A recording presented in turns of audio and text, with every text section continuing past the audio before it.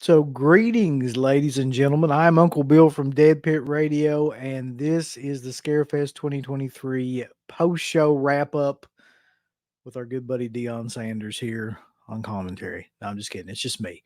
So, or it's me, or anybody that also wants to share any kind of experience that they had at the show. Because if you were there, I will send you a link and you can join me on this joyous occasion. But here's what I normally do with these guys.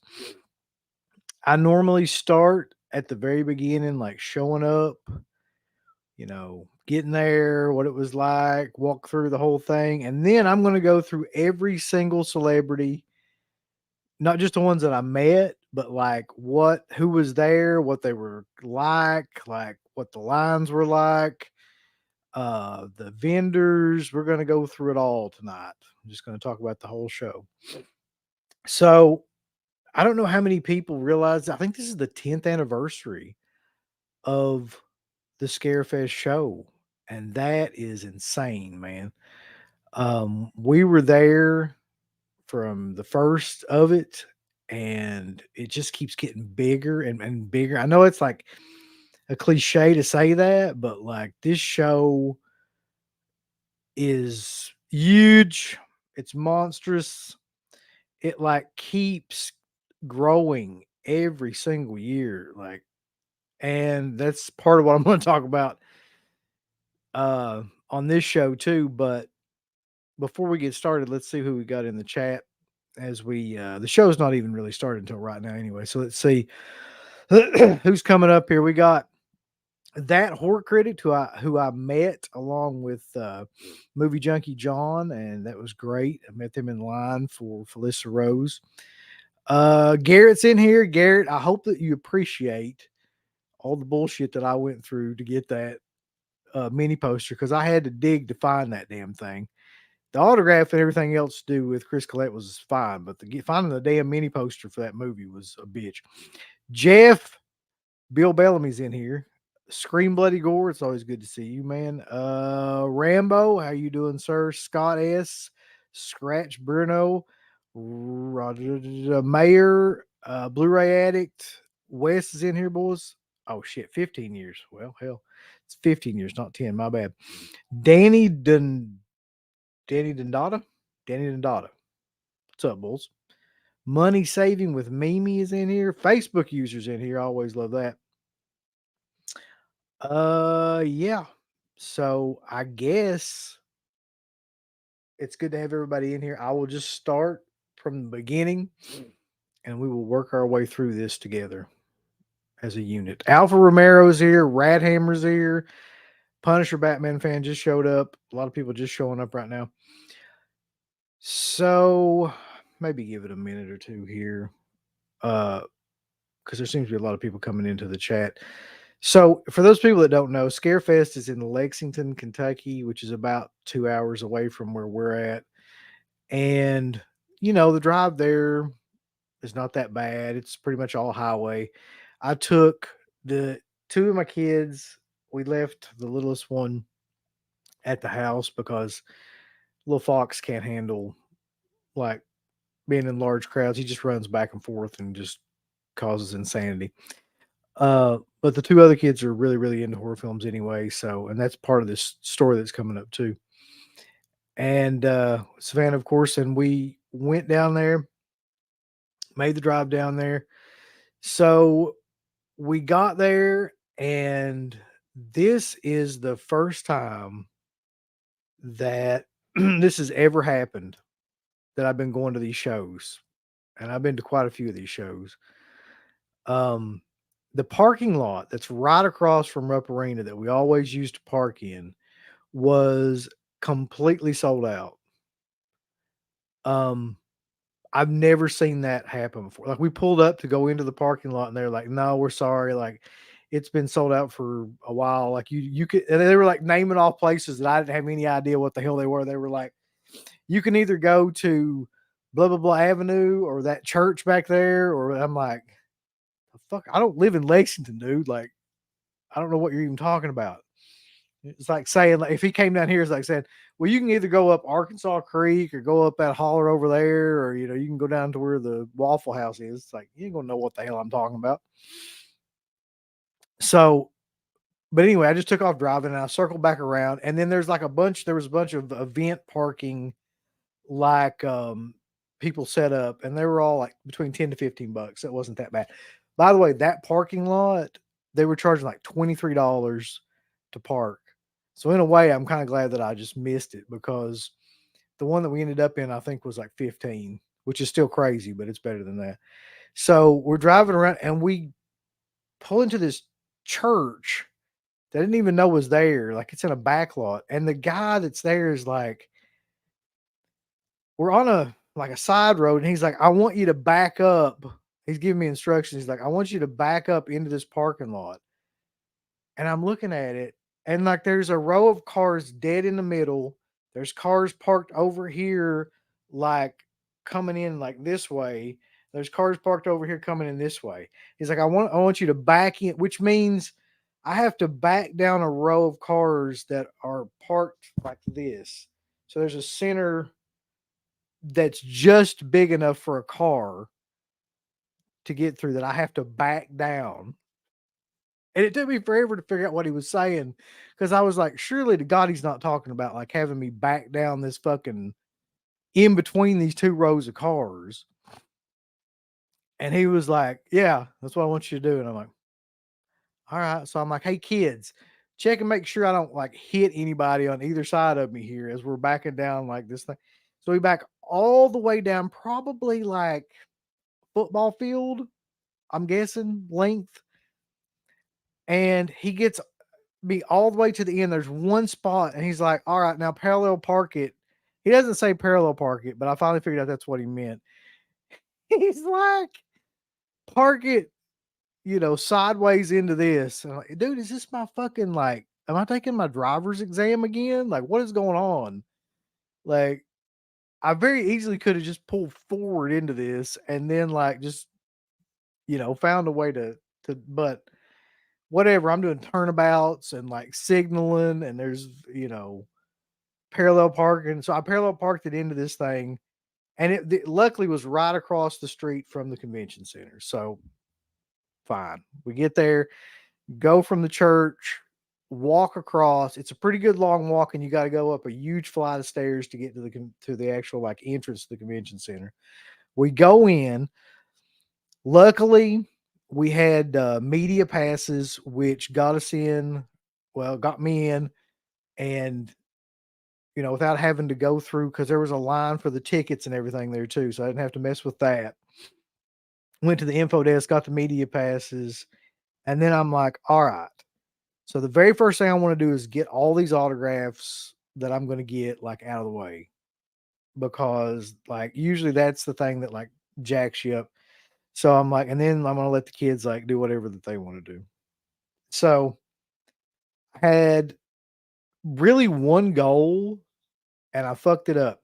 So my goal was to get all of the final girls that I didn't have on posters or something. All the final girls from Friday the 13th that I didn't have on posters or something like that. That was my goal. That's not what ended up happening. So I'm going to walk you through what did end up happening. So I head straight for them. That's the first thing I do.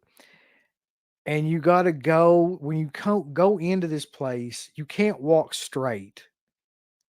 Like I couldn't just go like into the convention center and walk straight forward, because there's so many people that you just like you can't move. So you had to go around, completely around it, like a square, to get to where the celebrities were, because there was wider spots on like the edges. So that's what we did, which took forever. We finally get over there, and there's just like row after row after row of celebrities. And I'm going to go through each one of them here in a minute, but I'll just tell you what my first experience was. So we walk up, and it's the final girls row, which is fucking awesome, by the way. Just to see that's awesome. like, regardless about what I feel about conventions or what you feel about conventions, like, to see, like, almost every one of the final girls from Friday the 13th there in one, like, row is pretty fucking cool. So, the very first one that we just walk up to is Melanie Kinnaman from Friday the 13th Part 5, who I've never met, never seen in person before that I can think of. And, um, I think there was one person ahead of me, and then it was just like I was there. So I walked up to her, I was like, "Hey, this is my favorite, like, Friday the 13th movie, love it," and she was like, "Oh, I'm glad it's your favorite, we're like, we've done," I was like, "We've done shows on it, like, stuff like that," and she's like, talking about the show and yada, yada, yada. She was super nice. She signed it. We took a picture. She was just like, "Yeah, yeah, I should have if I'd have had any sense." But when I get into situations like this, like, I'm just trying to get shit done and then move on to something else, so I'm not thinking about all these other things I could be doing. I should have been like, "Hey, like, we got this show, you wanna do this show at some point in time, yada, yada, yada," but I didn't think about it. Um, so she was fine, she was nice. By the way, Melanie Kinnaman is, like, super tiny. Like, it was kind of astounding. Like, she's short, but she's also, like, she probably weighs, like, 90 pounds, I would say, like, something like that. She's, like, super rail thin. Uh, Super nice, though. And then we moved down, and I'm like, "Well, Jesus Christ, there's no lines." There's, like, no lines for anybody until you get to Amy Steele and Adrian King. Amy Steele's got a line that's probably 6 or 7 people long, and Adrian King's got a line that kinda, like, goes all the way around, like, the back there. I would say 20 people were in her line. All the rest of the final girls, there may be 1 or 2 people there. So, I don't remember. Did we interview her? Fuck, I don't know. So, anyway, I'm tired, man. It's been a long day. Um, anyway, we go, the next person in line in that row is Kimberly Beck. Now, correct me if I'm wrong about this, Wes, but have we ever, I don't think we've ever interviewed Kimberly Beck, and I'm pretty sure I've never met her. Now here's the thing about this. She said she was sick and she had, like, a COVID, like, the face mask on, and she wouldn't take it off. So, she signed the poster, and, like, I had a Friday the 13th Part 4 poster that had already been signed by, like, a couple of people, and, um, she was like, and it was weird because, like, she had a table set up in the front, and we had her pictures on it and everything, and then another table set up in the back that she was sitting behind. So, it's like she was behind 2 different tables, so I was kinda confused as to what the hell to do. And so finally, like, I, like, gave her the poster and, like, walked up there, and I was like, "Do you wanna do a picture with this?" And she was like, "Yeah, we can do that," but she kept the mask on, so it's one of them fucking deals. It is what it is. Like, I'm not thrilled about it, but, like, I understand. She was super nice. I mean, you couldn't really talk to her because she's wearing a mask. So, what are you gonna do? Um, but I got that signed, and next person down the row, almost for some reason, every time I see Amy Steele, I just want to, like, get something signed by her. Like, she's just been in so much good shit that, like, so I had that thought for a minute, and I was like, "No, I've met her, like, a couple times. I've got a bunch of stuff signed. I don't need anything else signed by Amy Steele." Even though, like, her line was, by that point, maybe 5 people, you know?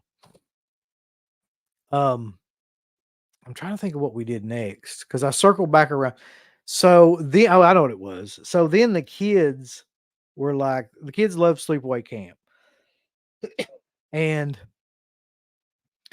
um I was the line for Felissa Rose, which is the main person that they wanted to meet, of course, was, uh, probably 20 people deep, but it was set up in a way that was, like, really weird, like a zigzag kinda thing, and it was moving super slow because she is one of the most genuinely nice people that you will ever meet in your life. So it was super slow because she was talking to everybody and, like, hugging everybody and, like, sharing stories with everybody, so that's I mean, that's fine. But I was like, "Why don't y'all go ahead and get in line, and then, like, I'll run down here and, like, get Jensen Daggett's autograph, and then I'll just come back." And I think it was Jensen Daggett that was next that I got, pretty sure. And I've never seen her at a show. Now this I know to be true. Like, we've never talked to her, and I've never seen her at a show. Um, she is, Rennie from Part 8, Friday the 13th Part 8, and to my knowledge, I don't remember her ever doing shows around here. Uh, but so the kids were, like, waiting with Savannah, in the Felissa Rose line, and I was, like, off, like, running and doing shit. So I went and got, like, I've never gotten a Friday Part 8 poster. Um, I don't know why. Like, I've got every other poster except Part 8. I don't have any of them. And so I went and got, like, a mini poster of the cool, like, recalled, one sheet of the I Heart New York shit. And, uh, so that took about 10 minutes. I come back and they're in the kids are in the exact same spot they were when I left. So I was, "What the fuck?" So I was like, "Well, okay, I'll just go and, like, get the autograph." Because and I literally walked up to her, like, there was nobody there.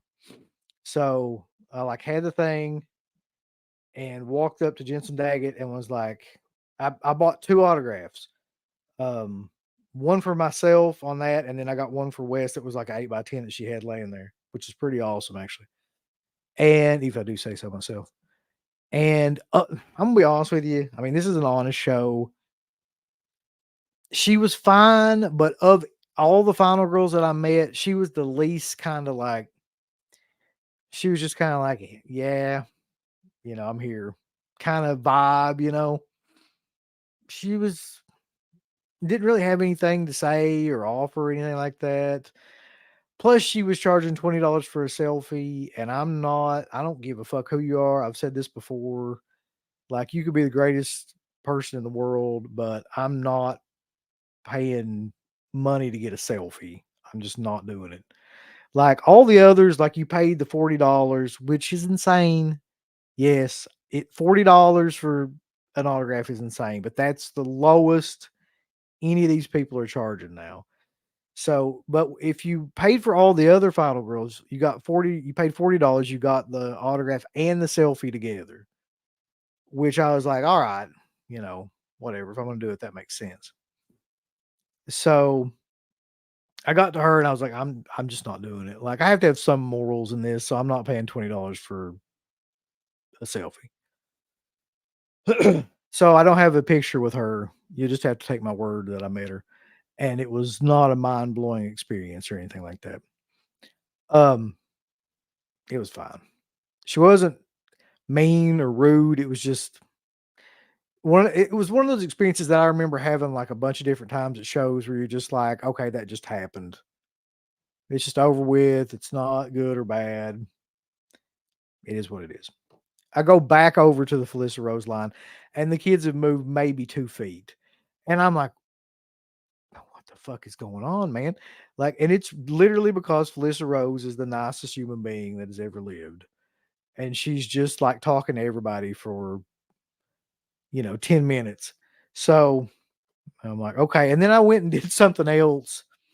I can't remember what I did, but I was like, okay, well, I mean, this is, you're at where you're at right now. So I'll just go and like do something. I bought something, but I can't remember what now. Oh, I know what I bought. So I was like, by this point, I started to get this feeling in the cackles of my heart that I was gonna like drop a bunch of money at this show because I don't know why, but I was just like, you know what? Like, I do this once a year, maybe. It's like I had the stuff already, but there's one like thing that I was missing, and I just decided to like go fucking crazy, which is what happened. So I went and bought a Martin. John Ampas was there, so I went and bought a Martin 1117 that I thought was awesome poster, like a mini poster, and um, I didn't get it signed then, but I just went ahead and bought it. Um, One cool thing though, real quick, going back to Jensen Ackles, was that she was wearing. I'm pretty sure she was wearing the Friday the 13th Part 8 crew jacket. Like, I saw the thing on the front. I feel like that's probably not a, like a I don't know what you'd call, like, a reproduction or anything like that. I feel like that's probably the actual jacket. Uh, I'll tell you how much I spent, Haddonfield Slasher, at the end of this. Don't worry. Um, it's weird, Jackson Jack, that you say that because, let me put this up real quick because this is one thing that I said. So he says Jensen was probably just unenthusiastic because people shit on that movie 20 years, and now some people love it. So she's like, all right, yeah. So I'd always thought and heard that she was like she didn't really like give a shit about the movie. She didn't really want to talk about it or anything like that. So when I approached her with it, I was like, hey, I was like, I love this movie. Like, I love your performance in it. I think it's great. Um, I don't know how you feel about it. That's the way I phrase it, but like, I love the movie.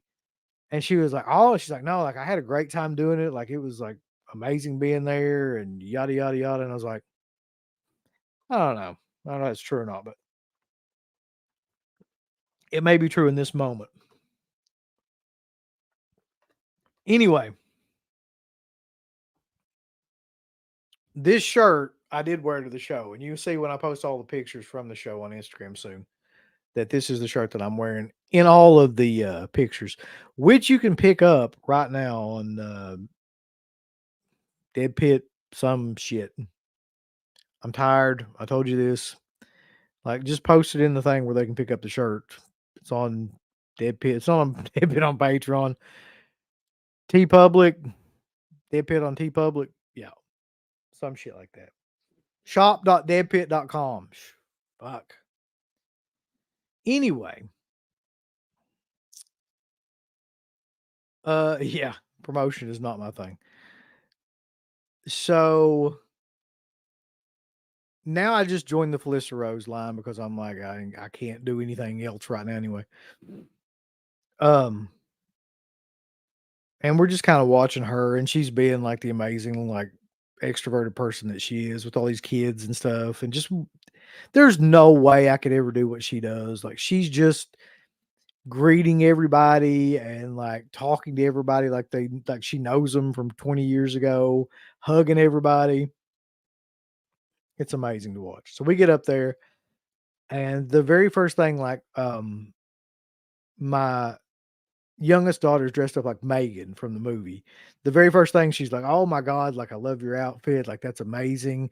Can you come over here and I want to take a selfie with you?" And I'm like, "Fuck is going?" Like, she took a selfie with my daughter on her phone. I was like, "Okay."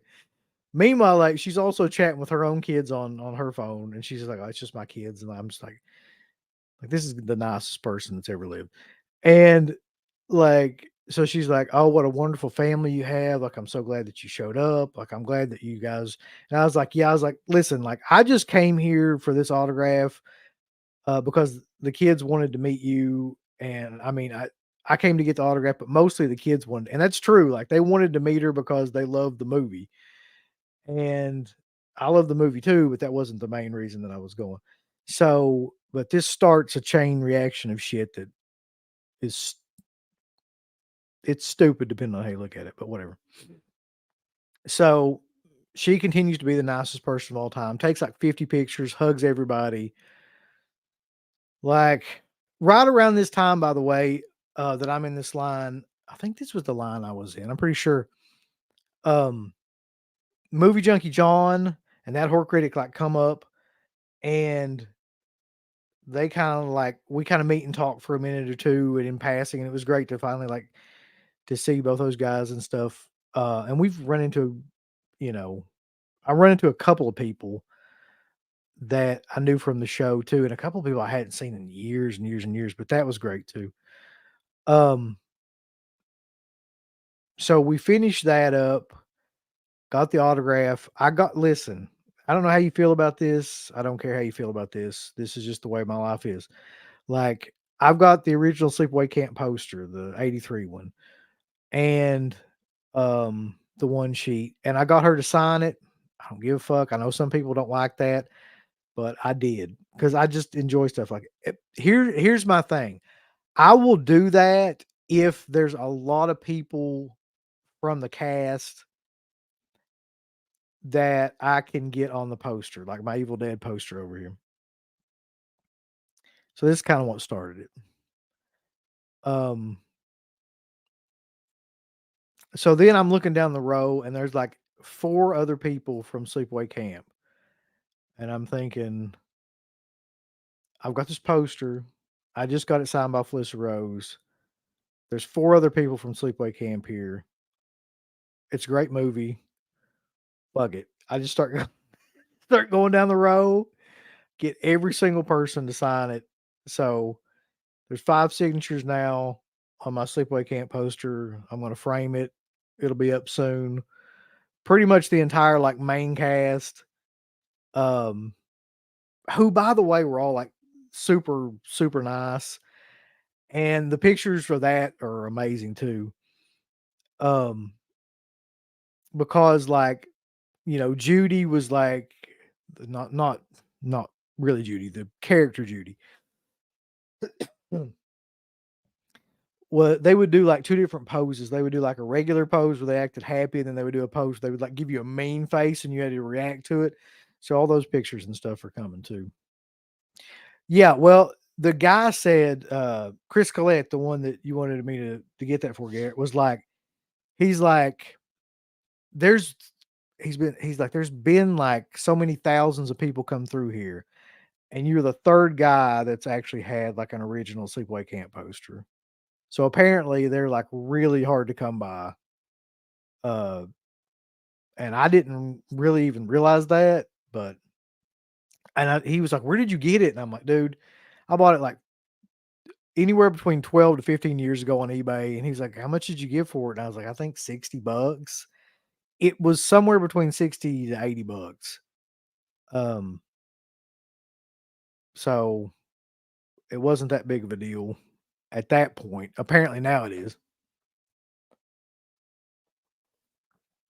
Back in the day, I don't know if people realize this, you could get anything on eBay like that. Any poster you could think of, any horror poster, The Forest, Just Before Dawn, uh, Day of the Dead, like originals of everything. And they were like they weren't super cheap, but they were affordable. You can't find shit on there now. Uh, so there was that. So on the way through that, the first person I met after Felicia Rose was Chris Collette. I know very little about Chris Collette except from Sleepaway Camp, but Garrett apparently likes a couple of his films, Prayer of the Roller Boys, and the one that I actually this will come up in a second. They actually got signed for him, so I picked that up like while I was there.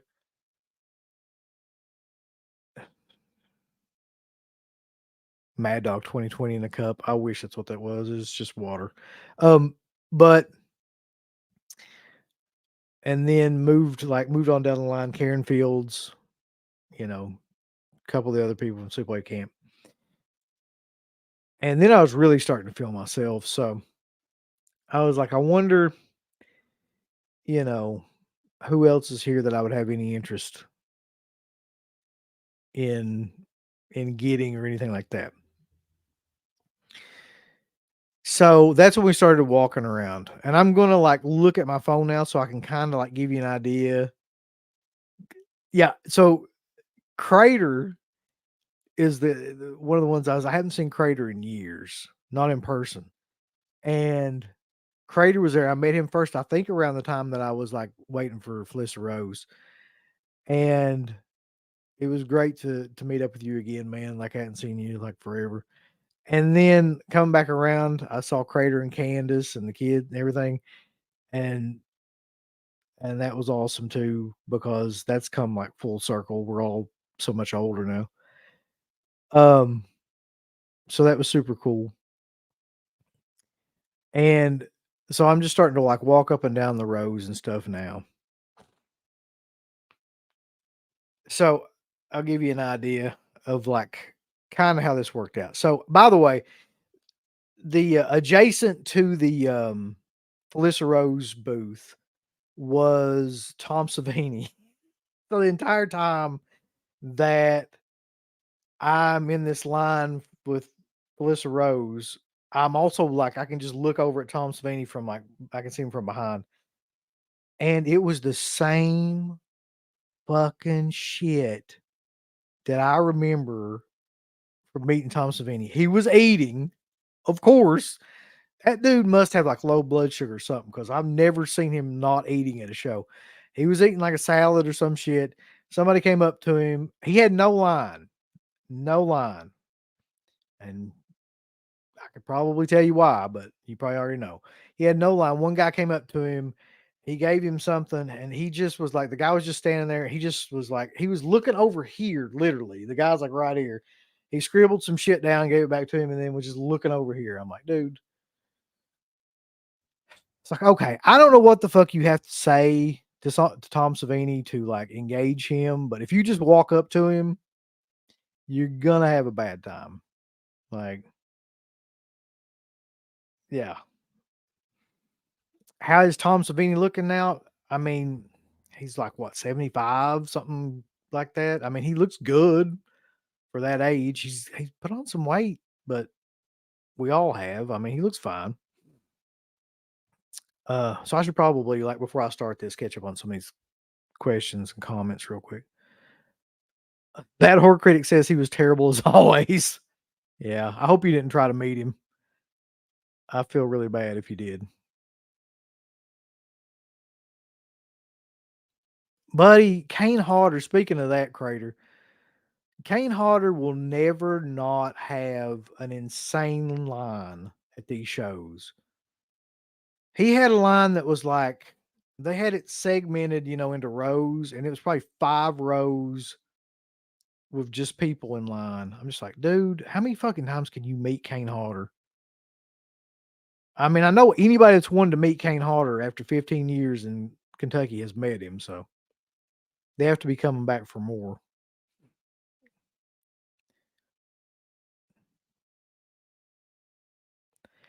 Haddonfield Slasher, yes. I think his name's Dave Sheridan was there. Yeah. Yeah, he always does that though, I'm pretty sure. Like he always dresses up in that outfit.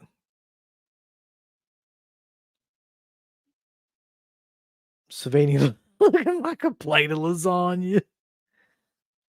Yeah, so I'd heard this too, that he's canceling a lot of cons too.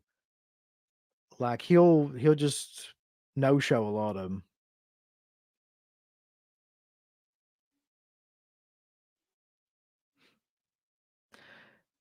Yeah, so this is what Crater was telling me. I didn't even approach this because I'd got Nick Castle's autograph like a long like time ago, and I wasn't even attempting this. Um, mm, man, you know what's weird? I came a hair just to see how he would react. I asked Savini if Felcher was there. Um, I don't. I'm pretty sure he wasn't there. I never saw him there, but I almost asked Savini that, but I was afraid that he was going to like throw his fucking salad at me or something, so I didn't. But okay, so here's where we go. So walking up and down the road, let's go through some of these celebs. Adrian Barbeau had a line the entire time. It was not like huge or anything, but it was like 2 or 3 rows deep. And I didn't meet Adrian Barbeau. I've met her like at 2 or 3 other shows, didn't feel the need. Adrian King had a line usually of about between 10 to 20 people. She's like one of the nicest human beings ever. I didn't meet her again because I should have just like said hi to her or something, but there's too much shit going on. Alexander Breckenridge was right beside John Amplas. I had no idea who she was because she looks completely different than she did in the like American Horror Story stuff. Um, so it just didn't register in my brain. She left early. I'm assuming nobody was coming up to her. I don't know if that's like I'm not sure if she is the target demographic for that kind of show, but whatever. Amelia McLean, anybody from Terrifier 2 had a huge friggin' line, man. Like the photo op for that shit was insane. I got behind, like, just trying to get through the line. That was like for anybody to do with Terrifier 2, and it was like, or I guess it was the photo op for Terrifier 2, and it was like forever. Amy Steele, mid range, kind of like mid range kind of line for Amy Steele. Maybe 5 people at any given time. She should have more than that.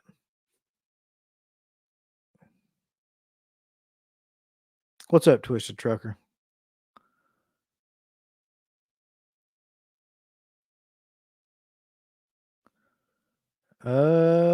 Slippy was doing a live stream on Facebook last night. He said he's happy to come back on Deb Hit whenever you want. Well, yeah, he better be. That old some bitch. That horror critic says that David Arquette's line was the longest one. I couldn't see David Arquette's line because the way they had him set up, he was like right next to a door, and then you could see the little part of the line, but it went out the door, and then you couldn't see where it went. So I'm assuming it went like all the way down the hallway. Jensen Daggett looked amazing. Like I honestly, of anybody there, of the like the final girls or anything, like she looked like she had not even aged. So yeah, I'll give her that for sure. Barbara Bingham, I don't think I saw her the whole time. Neither did I see Beatrice Popel. Bill Mosley had a line. His was like 2 or 3 rows deep, and he always had people coming in and going. I've met him countless times. So yeah. Brian Brimmer. Nobody was around Brian Brimmer whatsoever. The guy from Pumpkinhead, he was in Pumpkinhead, and he was in probably the one that I remember him most from, Silent Night, Deadly Night 5, the toy maker. Um, but yeah, nobody. Nope. Yeah, Melanie Kinnaman Crater, you're right. Like she has had an awful lot of plastic surgery done, and you really can't tell it's not just that she's had a lot of plastic surgery done, but she's so thin also. Like it doesn't look like the same person.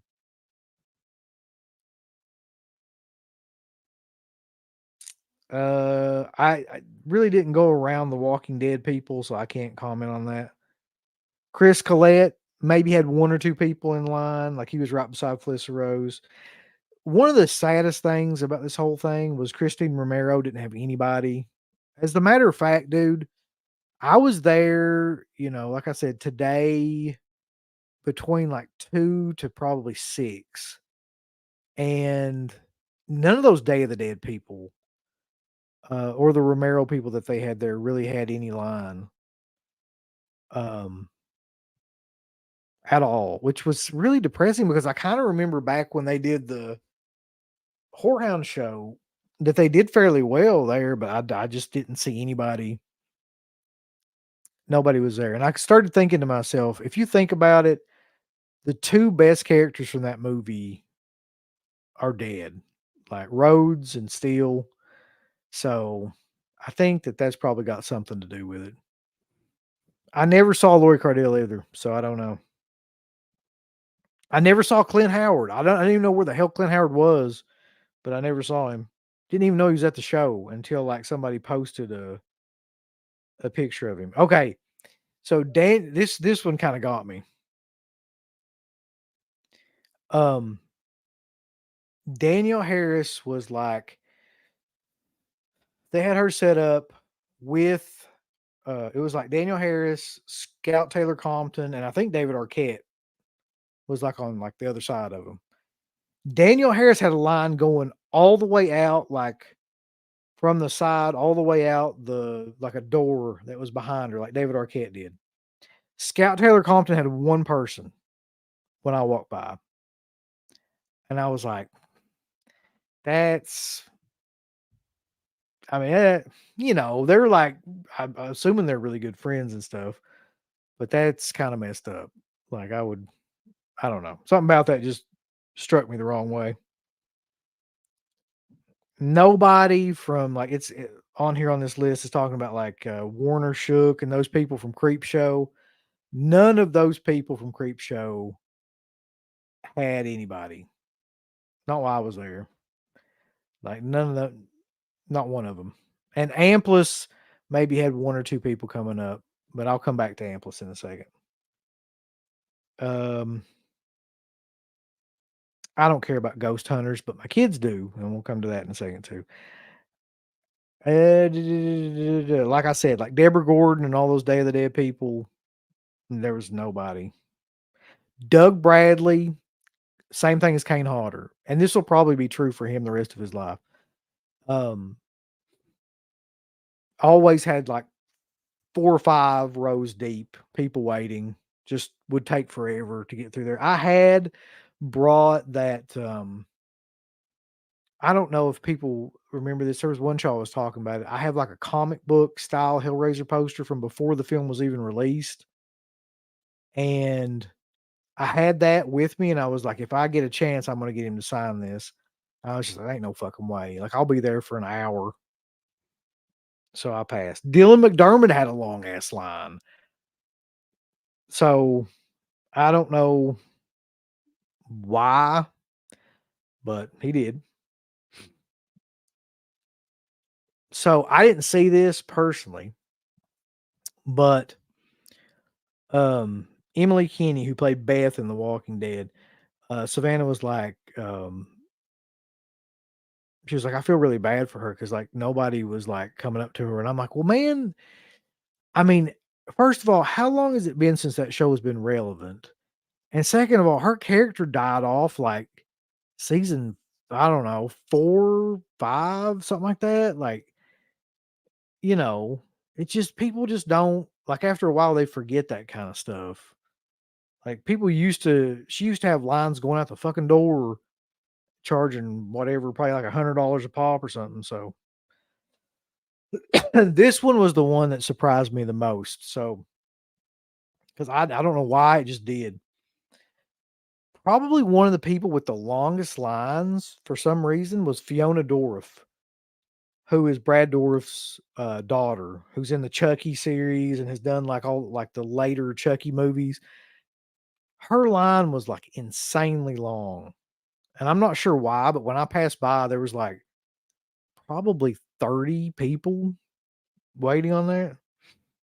Nicotero, who was like right up from her, Greg Nicotero from KMB, who's like been a producer on The Walking Dead, did all the makeup effects for like Day of the Dead and all these films, or not Day of the Dead, but he was, that's where he got started and like done all these makeup effects for all these different films.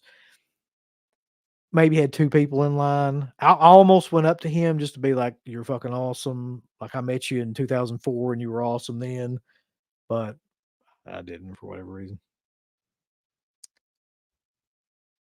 Also,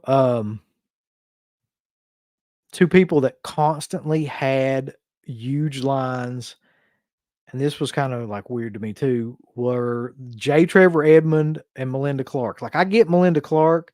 I wanted to meet Melinda Clark, but we just ran out of money, and, um but she always had, like, a line. Melinda Clark was the main chick from Return of the Living Dead 3. I feel like that movie has caught on like quite a bit in terms of just like cult status now. So a lot of like teenage looking hipstery people there that was like, that you feel like that's probably like a movie they gravitated toward. And so, along with that, so did the J. Trevor Edmond, who was like the love interest in that movie too. Both of them had pretty good lines. A person that surprised the shit out of me that didn't have any line whatsoever right beside of them was Jack Osborne. Like I was talking to somebody, I looked over and there's like Jack Osborne was there, and there was nobody there. Like I could have just like been like, "Hey, Jack Osborne." But see, that's the problem. What the shit has Jack Osborne done? Trying to figure that out. Like other than the Osbournes and being Ozzy's son, it's like, what are we gonna talk about? Anyway, so I'll take a break on that one just to go through like some of the comments. Good seeing you too, John. Bronson, how you doing, man? Warner Hook is a hack. He might be. Crater says he passed by the Creep Show cast multiple times and they never had a line. Nope. Season 4. She died in season 4. Okay.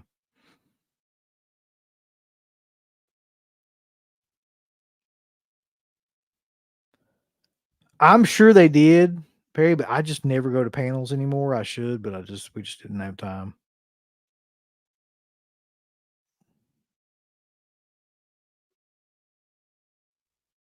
Greg Nicotero is indeed the man. Real Fright, were you there? Did you meet? I'm not sure which one you're talking about. Melinda Clark or Fiona Dorr?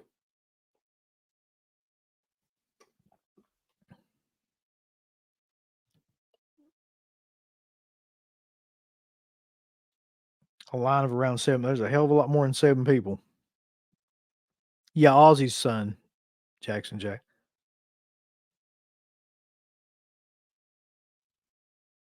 No, I didn't see Joe Robbins. I had no idea where he was at all. Oh, okay. So he's got a paranormal show now. Well, I don't know if anybody's watching it from the.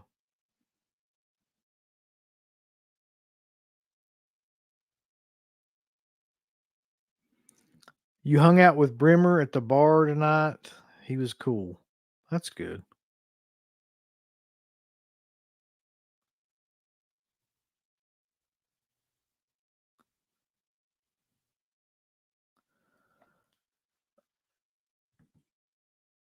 Gotta meet Pinhead, man. Oh, I met Pinhead, man. I've met him twice.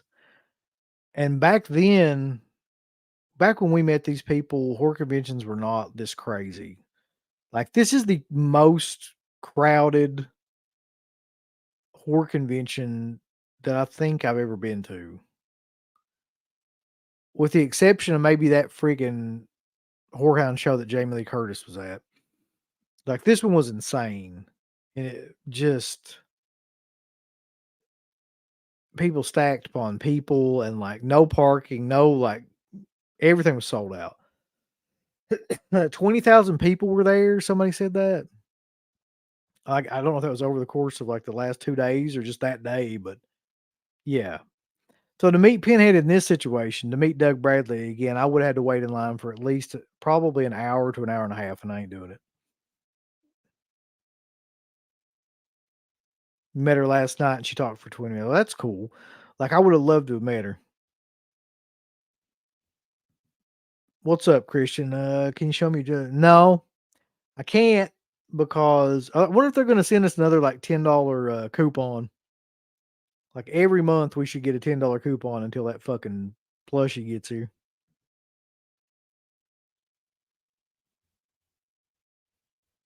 Yeah, I will agree with that. Adrian Barbeau has never been not nice. Like she's never had a bad day. I'll say that. Where like you go up to her and it's like she's eating a salad in front of you.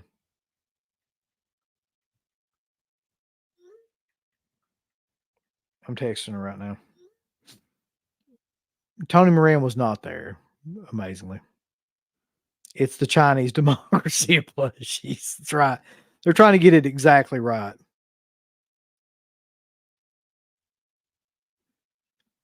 I don't know how the lesser known guests make money at cons like this when people are spending 200 $300 to beat the big names. I don't really either, and they're not, to be honest. That's the thing, Alpha Romero. Like they're not from what I was seeing, like you had 5 or 6 people that probably had 90% of the lines. So you had like David Arquette, Kane Hodder, Doug Bradley, not even Richard Dreyfuss. Like Richard Dreyfuss barely had anybody there, but that was because of the way he was charging. Like he was charging insane amounts of money for stupid shit, and he was looked like he was just bleh or whatever. But not even him, but like who else had a long line too? Uh Melissa Rose. Just like I guess some of like the bigger name, like iconic ones. The other people that like were in the movies but didn't have like, leading roles, nobody. Didn't matter who they were. Nick Castle, that's another one that had a huge line too. And I'm assuming that Courtney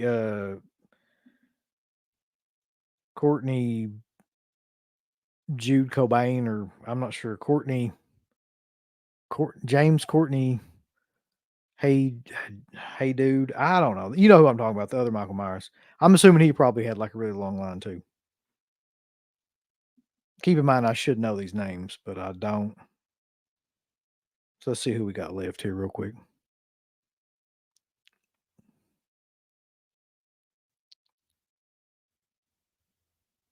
Oh God. I didn't know this. There was a year that Adrian Barbeau was beside Tom Atkins and he wouldn't shut up about politics and she would just roll her eyes at everything that he said. Yeah, I can only imagine. Talk to Wes about his experience with Tom Atkins.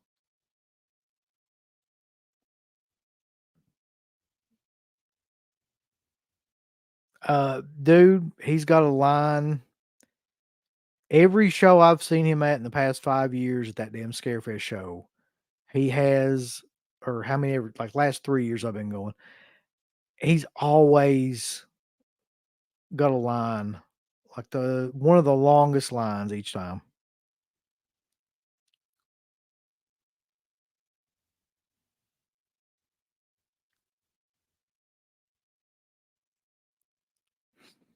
So James Jude Courtney didn't see him.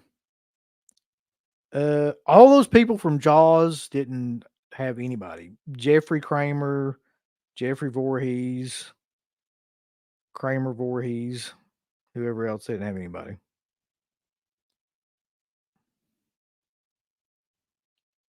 The girl from Maximum Overdrive, they did something really cool with her, and they probably should have done this with a lot of other people, and that would have helped like bump up the lines and shit.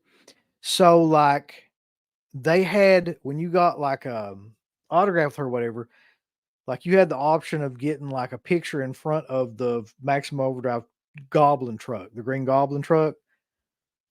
Which who the fuck ain't going to do that? Like if you're already going to do it, like that's a genius. So you would like stand with her beside the truck. I feel like that probably helped her out quite a bit.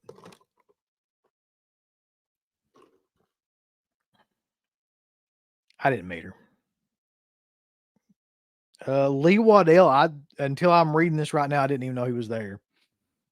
Lee Waddell is the guy that was the stuntman in the Scream that played Ghostface in the costume.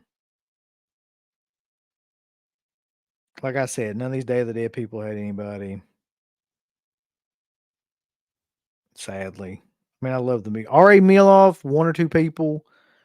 Mahaloff, one or two people usually.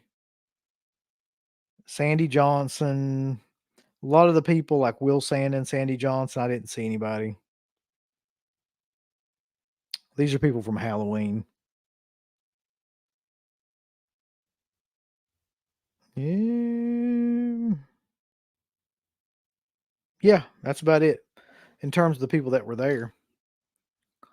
I am live, sir. I'm just talking about Scarefest after just getting back from the show. So, where were we at? We met, and in this part of the story, I had met Felissa Rose.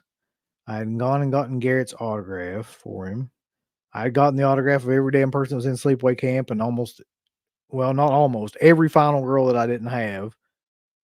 Um, which leads me to an interesting thing, and I didn't know this. I didn't know she wasn't there until I got there, really. Uh, her name is escaping me. It shouldn't be. Is it Jennifer Cook? The final girl from part 6 that's with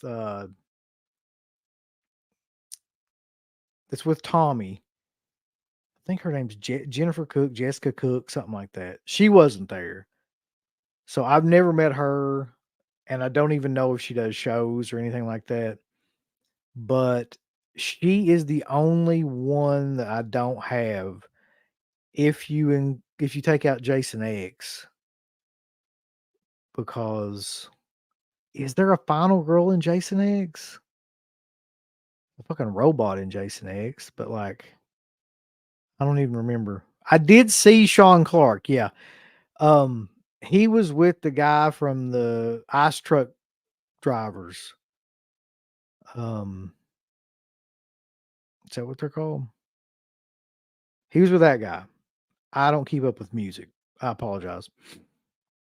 And he was like, he seemed really, really busy, and I was gonna just walk up to him and be like, "Hey, what you doing?" But he did not look like he was in the mood for that at that time. He was shucking and jiving and doing the things that Sean Clark does. Peacocking. Ice Nine Kills. That's right.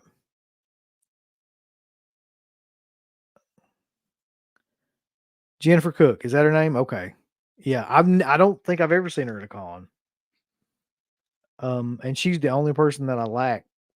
So okay, so we're going along. Pick that up for Garrett.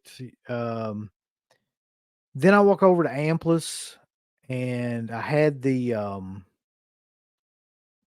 11 by 17 of Martin that I picked up, and I was just like, just put it down, and I was like, it's like one of the best performances, in any of these movies that I've seen. You did a great job. He's like, oh, thank you, man. Like, I really like that performance too.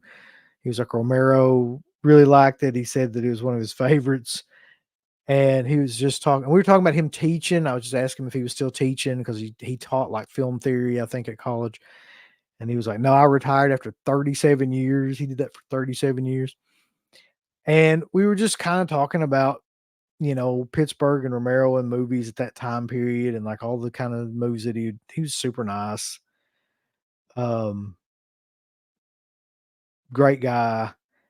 Took a picture with the whole family. I'll put that up. He had like a razor blade necklace around like his neck. And I was like, is that the one from the movie? But he's like, no, he's like, somebody gave this, like a fan gave it to him. I was like, wouldn't it be fucking awesome if he still had like the, the razor blade from the movie? Um, but I think he is one of possibly the most underrated horror actors. What do you ever want to call them? Like character actors ever, especially of that like time period too. Super nice guy. Um, so we did that. Then we walked around, and a couple people came up to me as I was walking around, and they would just yell like shit at me, like dead pit guy. Like one guy, one guy was like dead pit guy, and I was like, yeah. The other guy was like Uncle Bill, and just yelling like shit, from across whatever. So they didn't come up to me, which I would have been fine with, but like they just yelled shit and then just walked away, that's fine too. I didn't see Cody this year. Um, which I wanted to. I would have gone up to him and said something, but I don't think he was there. He may have been there. There was like 40,000 people there, so it's possible I missed him. Um, went over and bought a movie, and so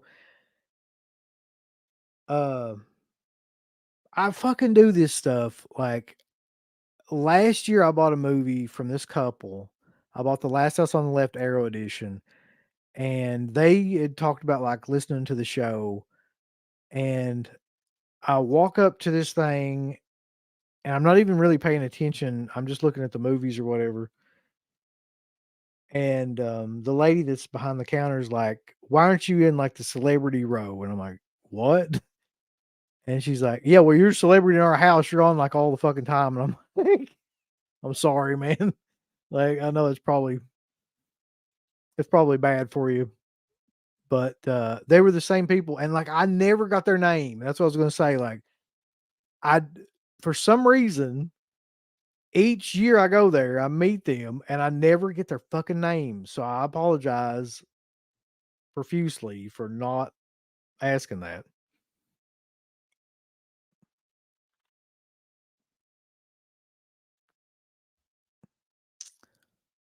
Cody, what happened to Cody?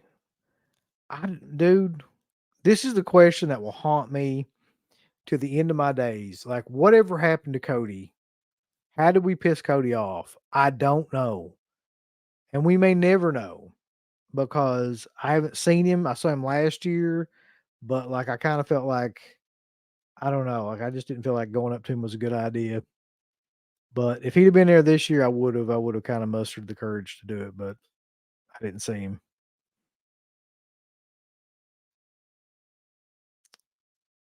Then we went over to the supernatural part because my oldest daughter, Piper, wanted to meet. Give me a second. She watches this show. How do I get to this supernatural fuckers on here? I'll be honest with you. Like, if I'm being really, really honest with you, I don't believe in any of that stuff. So I don't pay attention to any supernatural. Oh, 28 Days Haunted. So she wanted to meet the people from 28 Days Haunted, but like the two of them weren't there. And so we circled back around and went and bought some stuff and just some like kind of knickknack stuff for the kids. And when we got back around, all of them were there. So it's Ray Causey, Shane Pittman, and Amy Parks. Super nice. They talked to the kids for like 20 minutes and they all three signed something and it was 20 bucks. So, I mean, in the grand scheme of all this, the supernatural folks are a lot more kind of reasonable than the horror folks, aren't they? Say what you will.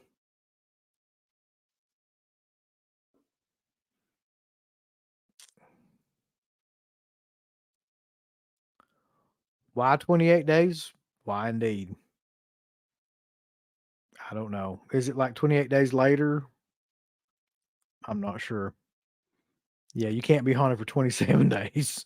It's got to be 28 days. Isn't 28 days like the amount of time that you spend in rehab usually? Maybe that's like a ghost idea too. But they couldn't have been nicer. I'm not talking any crap about them or anything. Like they were great.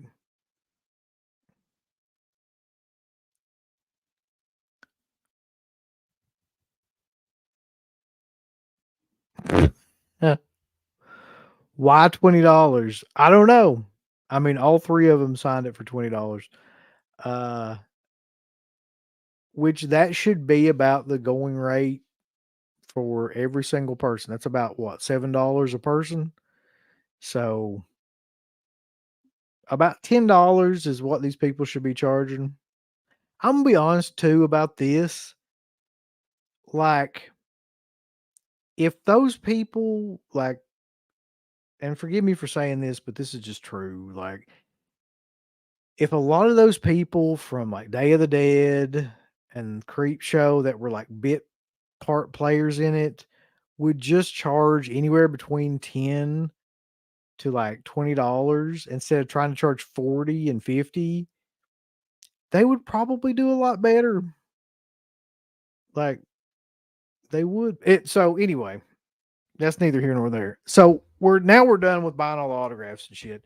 So now we're just walking around the show, and there's a dude dressed up in an Art the Clown outfit that is like, it might have been that guy. Like it might have been just like David Thornton guy, just kind of like walking around fucking with people. But it looked exactly like Art the Clown. And like we got a picture with the like, and when the kids wanted to get a picture, and he gave like my youngest daughter a hacksaw and my oldest daughter like a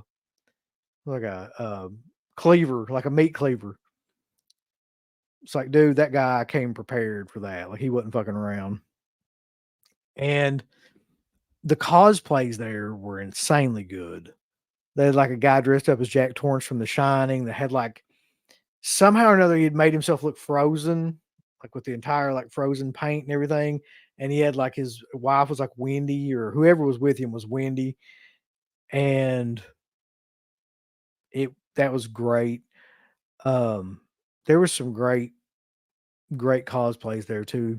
Of course, you've got like, the 40 people dressed as Ash and people dressed as Jason. See any Freddy's though? Freddy's a harder one to pull off.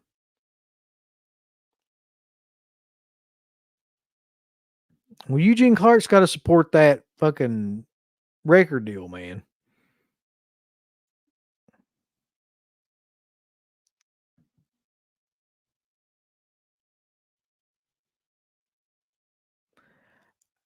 Dude, it wouldn't surprise me. Like, I mean, honestly, like that may or may not be true. I have no idea. But it was one of the best cosplays ever because it was like it looked exactly like him. If it wasn't him.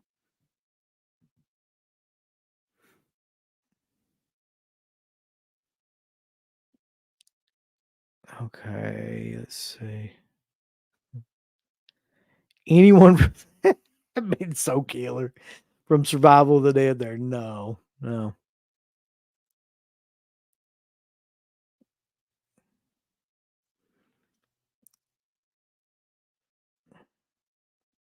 So walking around a little bit more, like I was just looking at like Blu-ray vendors, mask vendors, and there was a friggin' ton of them. Like just a metric ton of like vendors there. Like we didn't get through all the vendors because we'd have been there for like another 2 hours. But I mean, this goes without saying for any show that you go to, it's overpriced. Like anything you buy, figures, masks, shirts. Generally, shirts might be the best deal if you buy like more than one of them. Everything else is going to be wildly overpriced. So I didn't buy a whole lot there except for like mini posters that I was going to get signed. Okay. So I think that now might be a good time to do show and tell just to show you some of the stuff that I got. I don't think there's no way I didn't see Severin there. They might have been. If I'd have seen them there, I would have spit on their table, but I don't think they were there. Um, there's no way I can get the Sleepaway Camp poster out. I ain't even gonna try. Like, nah, my luck it'd fucking rip like right on camera. So, but I will show you some of the stuff that I got. So, this is the John Amplis Martin mini poster that I got. And some of this stuff I got personalized, some of it I didn't. It just depended on what it was. Super nice guy. I thought this was an awesome mini poster, by the way. Like I've never seen this particular version. I'm sure it's out there and everything, but I hadn't seen it. Uh,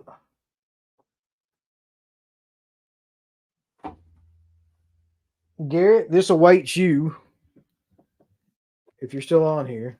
This is Garrett's mini poster signed by Christopher Collette from Firstborn. That glare is killer, but You get the idea.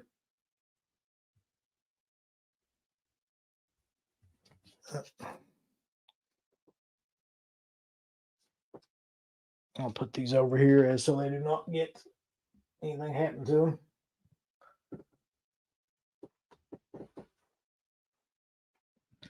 So this was killer. So the couple that I was talking about, like I always buy something off of them because number one, they listen to the show, but number two, they always have really cool shit. And again, I apologize for not knowing the names, but I will tell you. Well, fuck me. They gave me a card. Thank the Lord Jesus. Justin Nichols is the owner and proprietor of this. My camera won't focus on it, but Horrorland Media. Justin Nichols, thank you again. I apologize. At least now I know your name. I will learn all of your names soon. And I told him flat out he had this, and I was like, listen, like I don't want to give Scream Factory any money. So I'm going to buy this off of you because I don't own this, and I want this. Uh, and to be honest with you, I don't give a shit about like what the quality is. I just don't want to give Scream Factory any money. So this is Night of the Demons 2, and it's the only Night of the Demons sequel that's worth fuck. Don't let anybody kid you. If you've ever seen Night of the Demons 3, you know that it's not good. This is the Olive Films Blu-ray. It has no special features except the audio commentary with the director and the cinematographer. And he even told me that the transfer was just kind of like fair. But that being said, I don't have to give Scream Factory a dime. So fuck them. Also support Horrorland Media by going to Horrorland Media on Facebook or Instagram or just checking them out in general on the web. So let's see what I can get out of here. I was carrying it around in this thing, which is basically just like they used to ship posters in this if they were folded. Like there was one company, I'm trying to remember, maybe it's on here.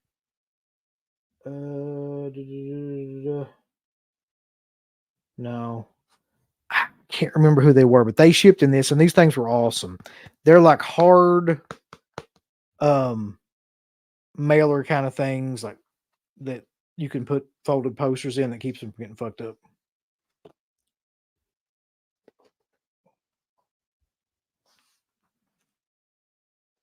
What do I put in here? Oh yeah, okay. So let's see if I can get this open.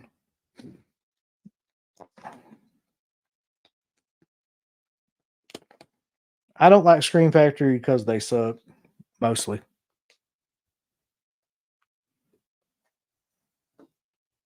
So this is the one that's waiting on Wes, which I thought was killer.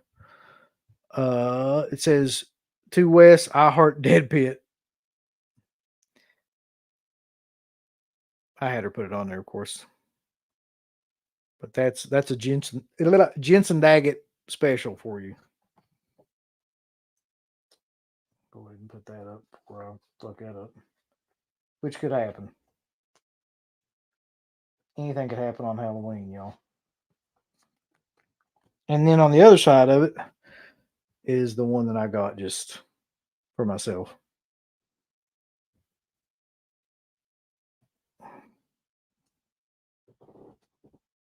All right.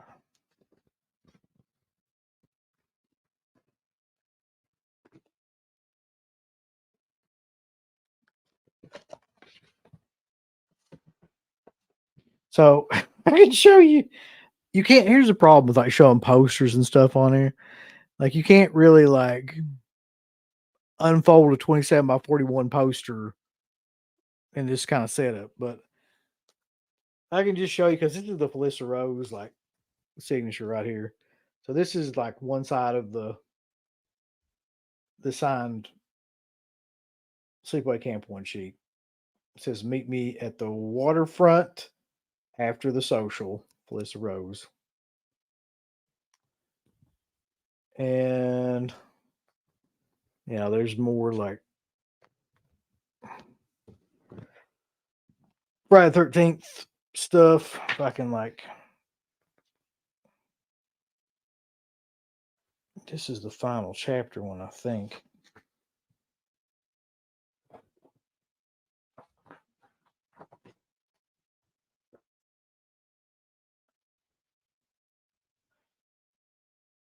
Yeah, this is the one that sign, and this is pretty killer. This is the OG poster. I can show you this because I could just have to do it like this. It's signed on the left by Ted White, who's now passed away, and on the right, that's the new signature from Kimberly Beck. So that's pretty fucking killer.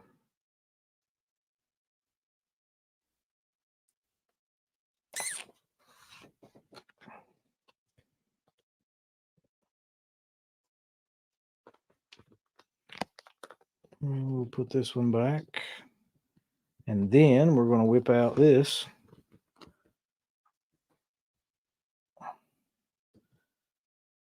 Which this one's easy enough too, because all the signatures are basically in the same spot as well.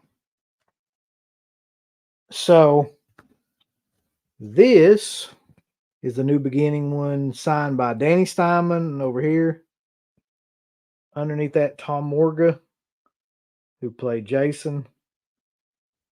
And now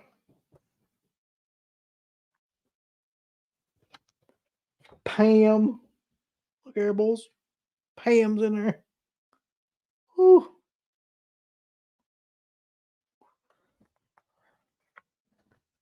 So yeah, that was easier than I thought. And then there's a part 7.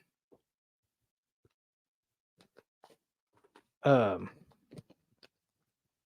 7 one there, but I have to like, I'm not going to unroll a fucking poster on here. I'm sorry. That has Laura Park Lincoln on it. So that is basically what I picked up. Now, with the Sleepaway Camp one, there's a shit ton more signatures on there, but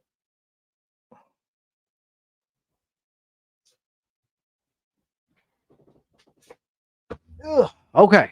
So basically, to sum up, I had a hell of a good time. I spent a hell of a lot of money, much more money than I thought I was going to spend.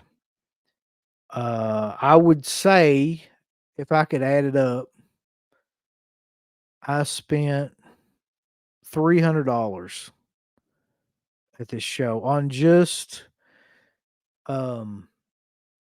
signatures. Now, some of those signatures like were for other people, like 2 of them were. And so there's that part, but still like that's a lot of money.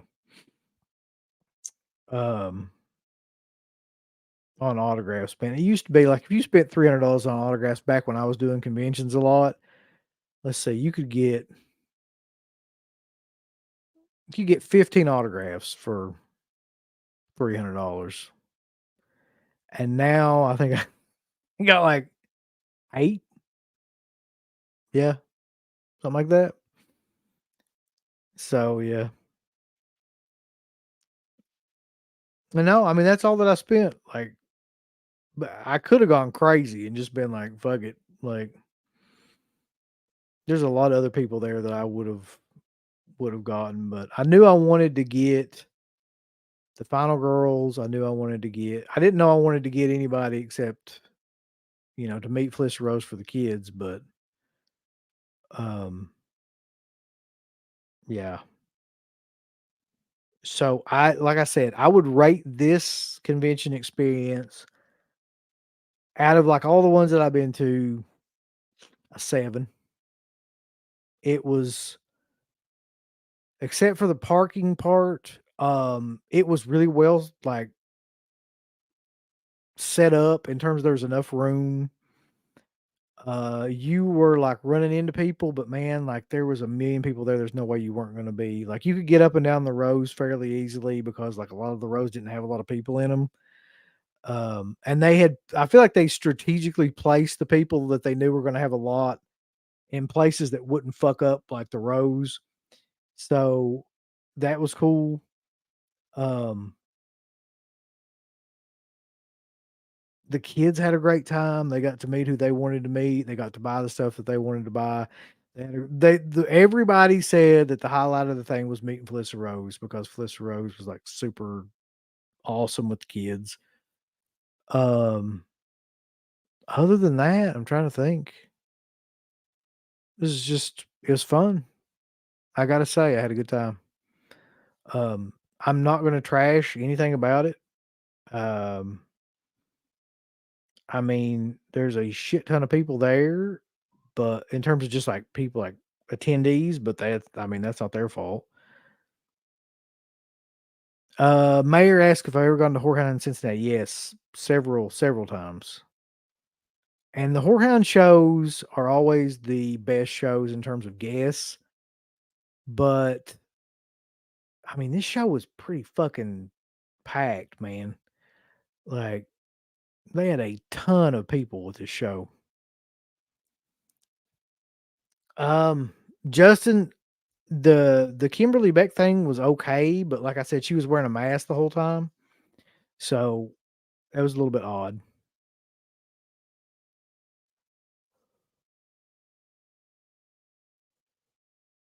Well, if you're talking about my last convention experience was at fucking Comic Con, and yes, that is a complete night and day. And let me mention that for a second too. The Lexington Comic Con, which is held at the same spot, is the way they've got it set up. Yeah, like a COVID mask. The way that they've got it set up is they have all of their guests on the first level, the first floor. And the second floor, they got panels and shit going on, I think. And the third floor is where all the vendors are. I don't know why they do it that way, unless they just have so many vendors and so many guests that they have to break it up. But like Scarefest has everything at the top floor. So you don't have to fucking go up and down.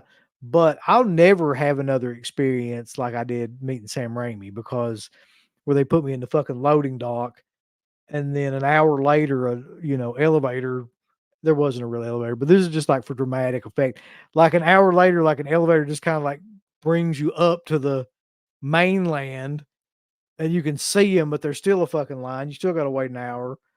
And it was like, I'm just like having people bring me drinks. That was such a pain in the ass, like to have like just to be there that long. That'll never happen again. Like for anybody. Give a shit who it is. Uh that experience was 1,000 times different than this experience. This experience was like everybody was there. I went up to everybody I wanted to meet except Felissa Rose and met him within 5 minutes.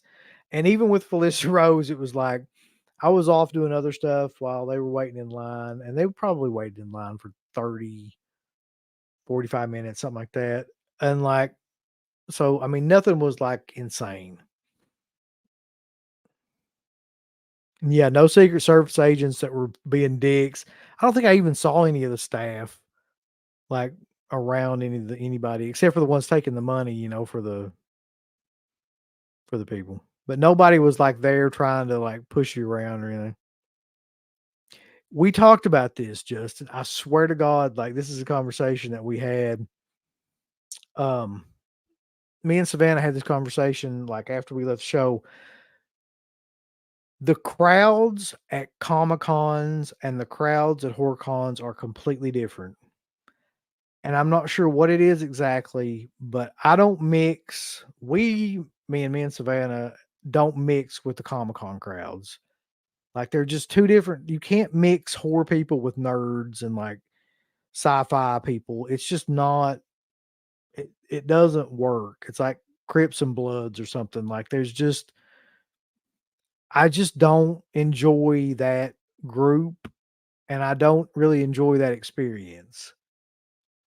And I definitely don't enjoy, like, the people at horror cons, at least this one anyway, and with the exception of Tom Savini, seem genuinely, like, glad that you're there and, like, you're coming up to meet them.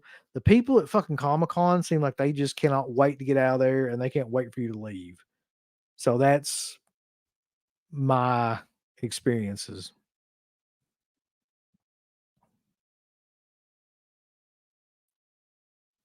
Yeah. Yeah, I do, because, like, I've got a picture with her, and I hate shit like this, but what are you gonna do, man?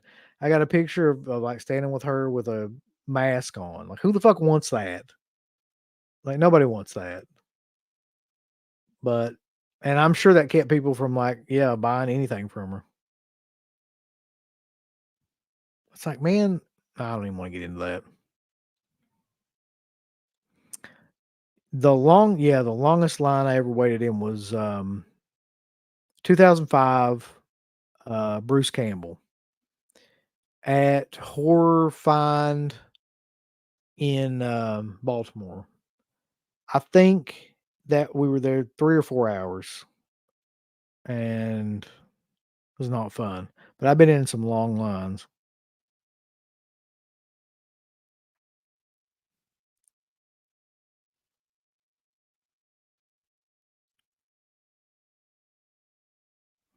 Yeah, the horror fans gotta be the Bloods, that makes sense.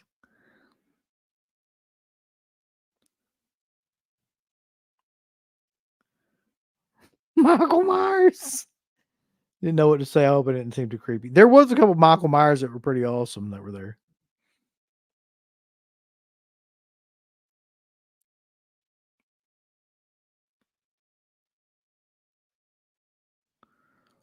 Yeah, all of us are nerds, but they're different kinds of nerds.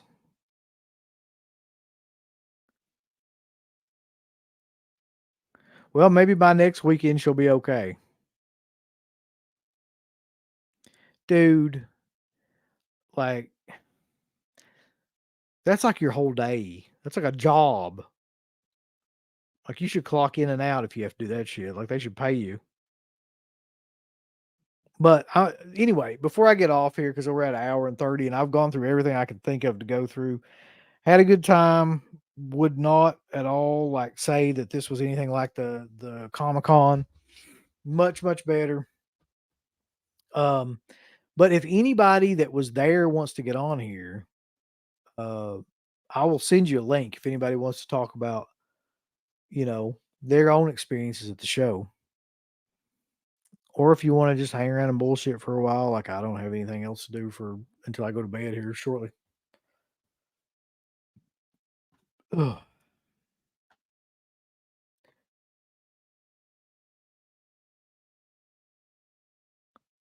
There was a Michael Myers. Okay. This is not the same thing, but that takes dedication. But there was a Michael Myers cosplay where the dude like brought his own bush. So it was a guy dressed up as Michael Myers who was carrying around like a hedge from the first movie, and like he would walk up to you and just like peer around the hedge. It was fucking genius. It looked killer too.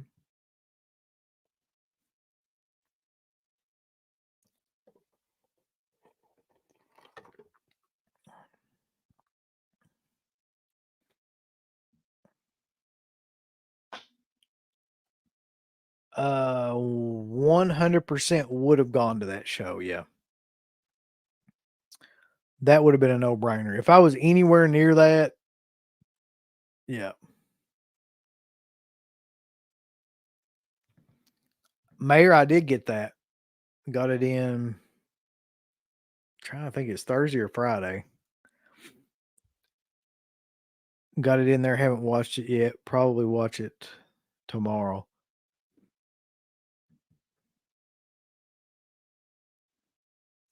There is apparently I didn't know this, but apparently that version of the Wicker Man is like the what do they call it? Like it's the uncut version or something. Um,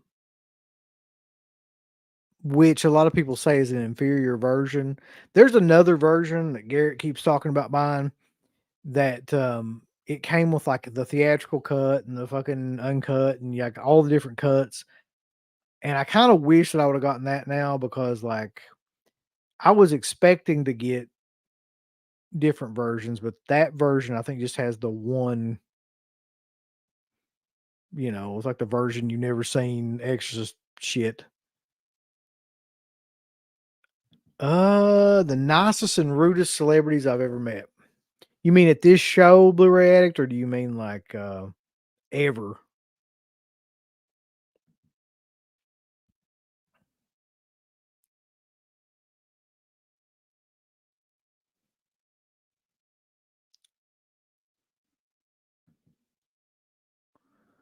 I'm from Jersey, went to Halloween 25 and Halloween 30 in California. That's enough. That's a dedication, man.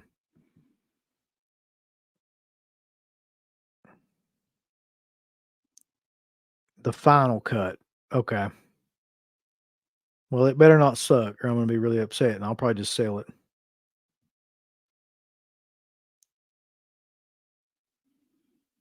Never going to one of the Halloween anniversary fests is one of the biggest shames of my life. It should be. You should be ashamed. Okay, so since I've been going to conventions, who's the rudest and nicest celebrities I met? Well, 100% the nicest is Felissa Rose. Like when I met her 15 years ago, she was super nice.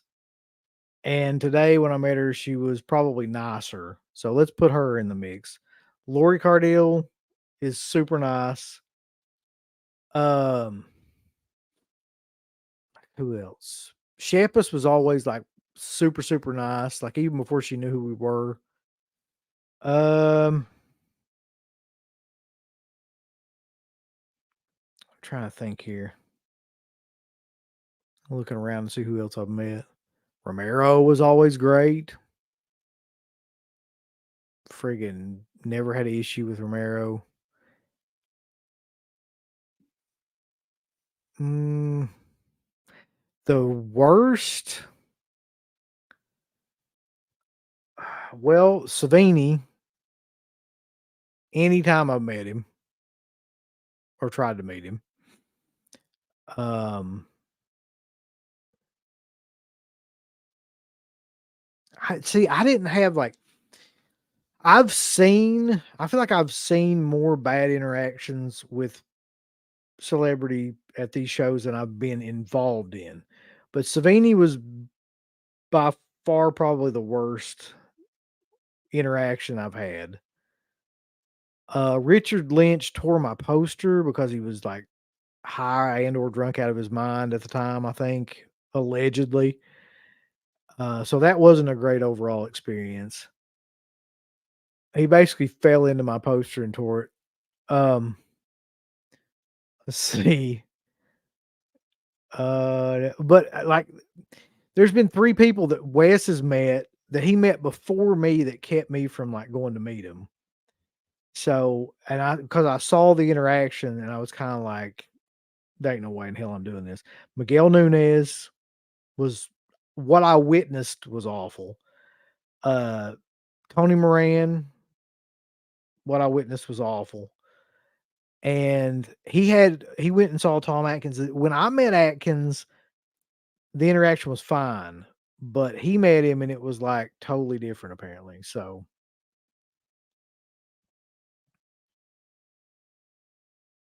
what hold on a second.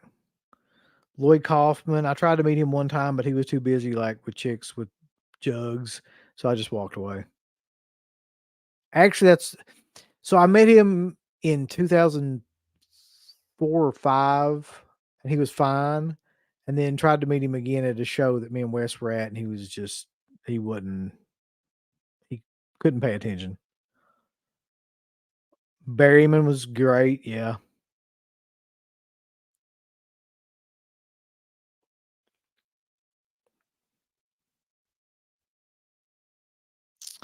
What made Savini the worst? He has, and I don't know if this is his personality or if this is just because he's met so many people over the years, but he has a complete indifference to the process of meeting someone. So if you just want to go up and get something signed so you can say you have something signed, then that is fine. Um, you're not going to get a whole lot out of him. You're not going to talk to him about a whole lot of stuff. He ate the entire time and like looked around that I was trying to talk to him. He was eating cheese or something and he was just like looking around and like he'd every now and then he'd be like, yeah, or like, yeah, it's the best fun I ever had, like standing up. That was his line.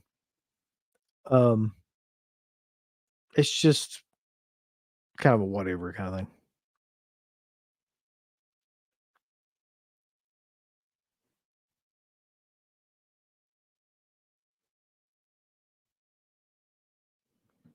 So why is this?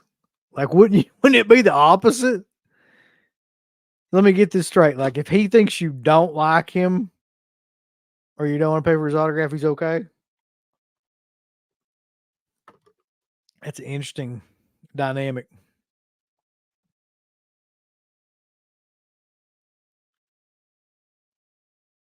I met Laura Park Lincoln, and she spent a little bit of the time talking about like trying to get a margarita, and she was like super, super nice. Hmm.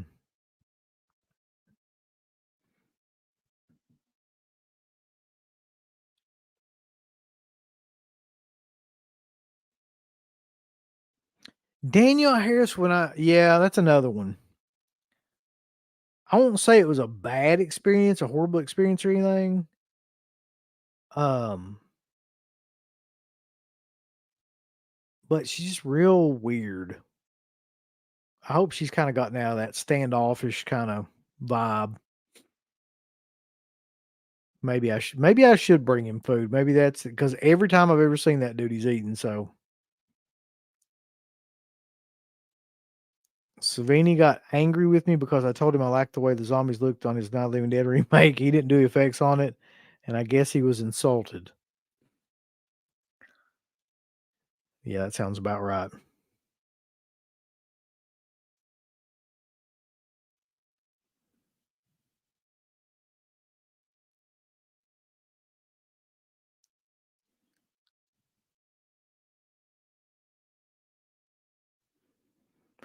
All those nurses from Halloween 2, I don't think I've met any of them personally, but I've always heard like bad kind of things about interactions with them when they don't do shows anymore really.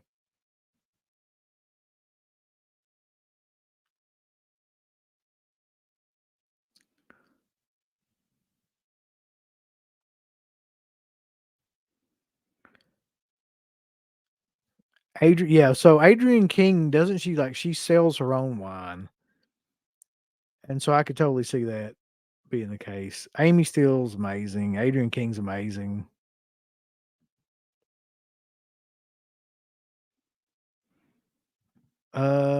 Did I interact with we watched movies Mike and Jay at Scarefest. You guys should do a live stream together. It would be epic. We watched a movies. Mike and Jay. I don't think I did. If I did, they didn't tell me their names.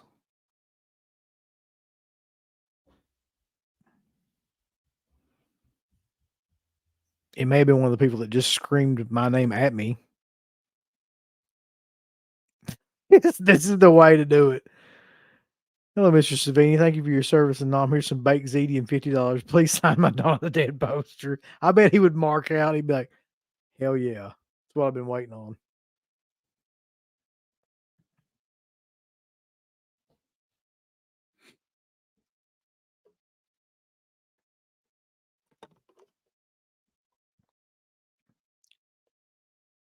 You know what's weird is I didn't see I didn't see Orbit DVD there. They were there last year. I don't know if they were there this year. And I didn't see a lot of movie vendors except for the Horland one. And they were like, "We've had to restock 4 or 5 times." I'm like, "Yeah, dude, there's like 10,000 people here." Like, it was I'm sure they were selling shit left and right.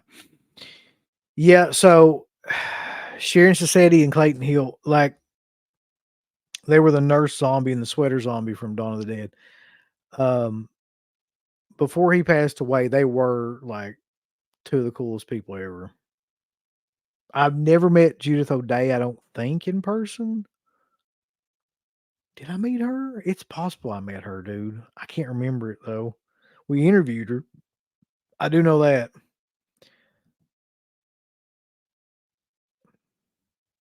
I've Zach Galligan. No, I don't think I've met him in person because I had something signed through the mail by him,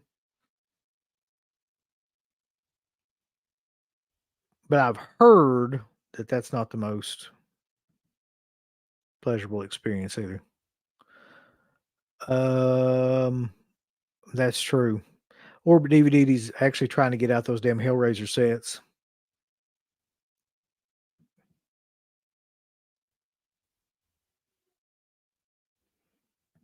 Yeah, man. I mean, wait, where'd that go? Where'd that comment go? I'm 43 now and thought I was over it, but I don't know. I had a really, really good time at this one.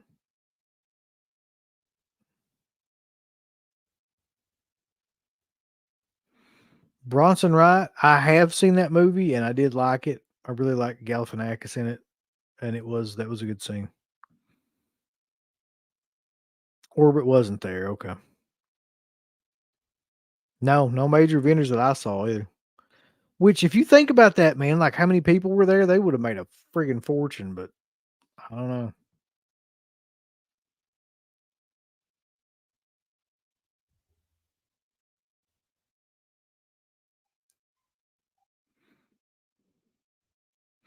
I don't know. I mean, for you guys, like the people that have gone to all these shows, like Horror Bengals fan here, like what are your best and worst experiences?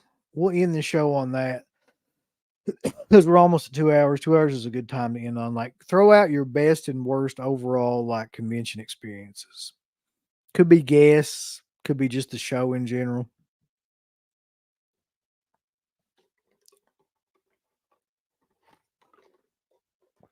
Yeah, Brad Pitt's definitely going to do a convention for the cutting class posters.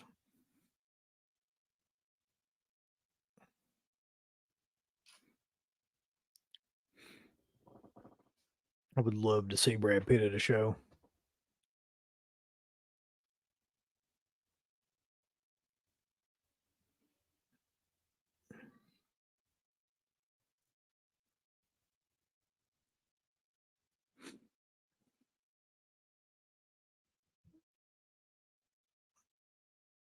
Come on, Bulls. Somebody's got to have some convention stories. Which YouTubers have I met in person?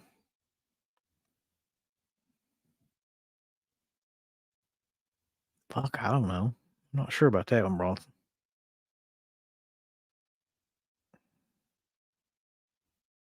I mean, most of the people that I've met in person like that are just people that have been either like a part of the show over time or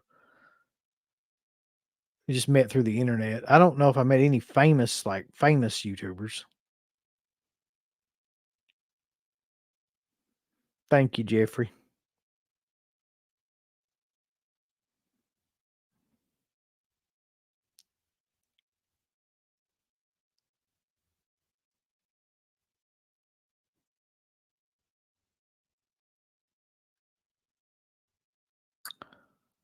Uh,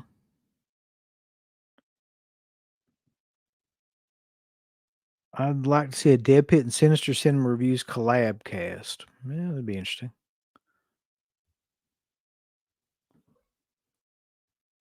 Andrew says, I'm not a convention guy. I've only had a few. I did see John Lovitz at a Pittsburgh one. I've never seen him at a show. And he was surprisingly cool, a funny, genuine guy. It's good. Mayor says my best con experience was meeting Melissa Rose, and the worst was standing in line for over an hour to meet her. It was too hot and not enough AC. So it's the best and the worst in the same thing.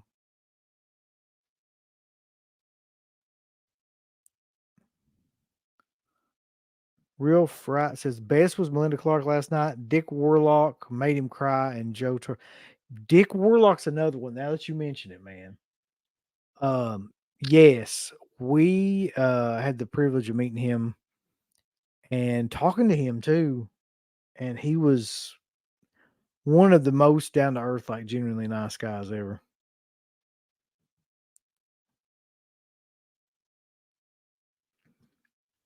Convention worst will be the stench of body odor to Whorehound Indie 2011. Best will be the Days of the Dead 2021. Hell yeah.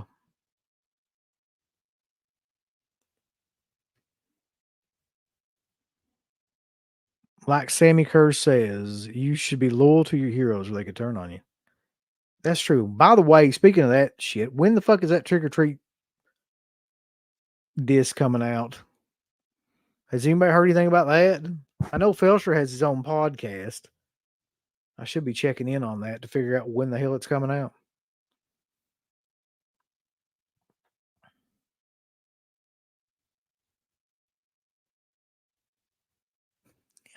Yeah. Best was getting wasted with James Duvall and Bill Heinzman at the bar, then hanging back at a hotel room. Worst was maybe waiting in line in Linda Blair's line while she frequently walked off. Yeah, she does not have the best reputation. But we met her, she was fine, but she's not known for being particularly like affable.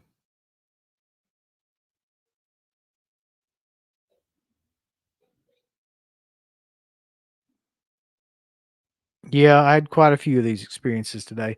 Worst was standing in line for 2 hours for a cane hunter behind a guy who just reeked.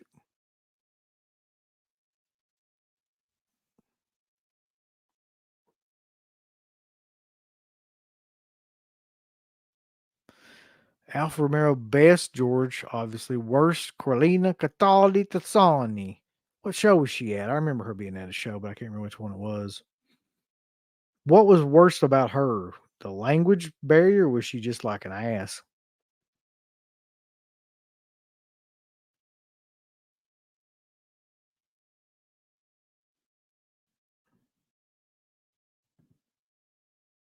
My best experience was when I was in film school in 2006 and working at a film fest and getting to be a handler for Toby Hooper.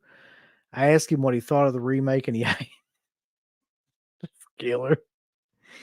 Yeah, I mean anybody, you should hate that remake.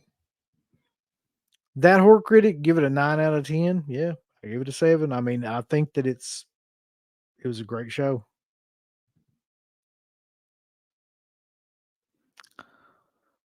That's a question for the ages.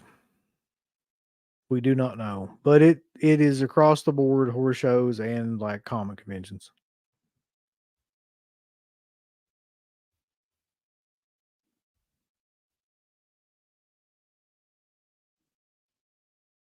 Oh my god, dude, I forgot about Carpenter. So, yeah, I would not say that I had a great experience meeting John Carpenter. I wouldn't say I had any experience meeting John Carpenter. Like I was there. We had a great interview with John Carpenter. A lot of people say it's our best interview. And for some reason, I don't know why,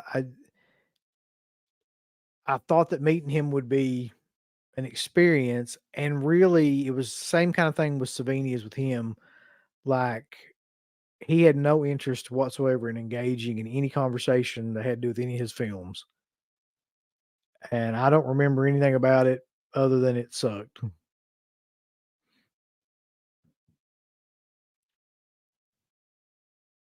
I can imagine Lex Luger would be a dick, especially if that was back in the era when he was, like, on roids. I can imagine, and pills.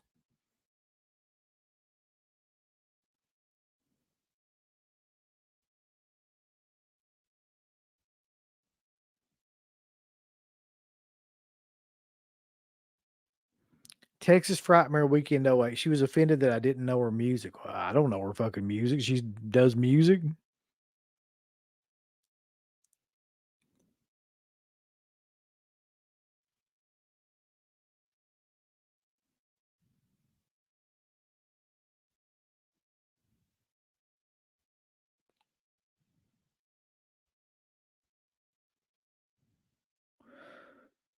Best was Robert England, and the worst was Gary Busey. I've heard a lot of stories about Gary Busey. I can almost 100% guarantee you that Shawn Michaels was a dick.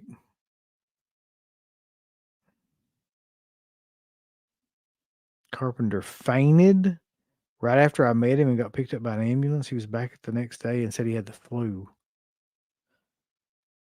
It is kind of bizarre to me that John Carpenter has outlived every other major horror director. Wes Craven's dead, Toby Hooper's dead, George Romero is dead. But John Carpenter, who I'm pretty sure smoked like 2 packs of cigarettes a day for 40 years, is still going to shows, doing Q&As. It's weird, man. Life is weird.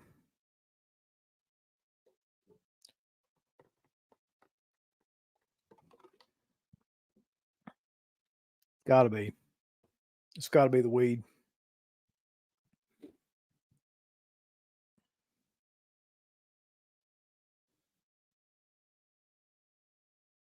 Thanks for hanging out at the show, guys. Adrian from Scare. Are you saying you love Adrian from Scarefest?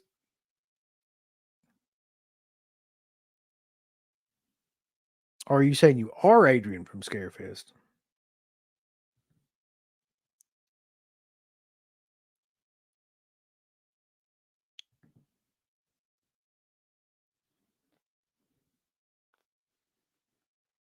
Oh, sorry. Yes, indeed, ma'am. It's a great show.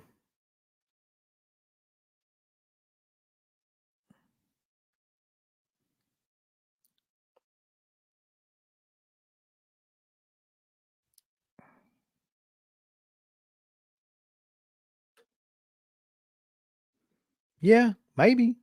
Speaking of Carpenter, playing video games and playing music with his son, I feel like the music thing probably did.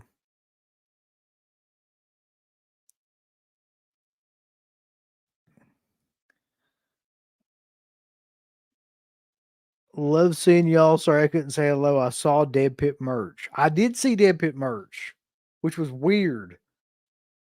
Um, in the distance and in pictures that I've seen since I've been there, I've seen like shirts, hats, shit like that. It's just weird, man. Like, still to this day, that this is going on. Like, I don't know. It's weird for me. It's humbling and it's very weird. And I'm glad that people like still like the show.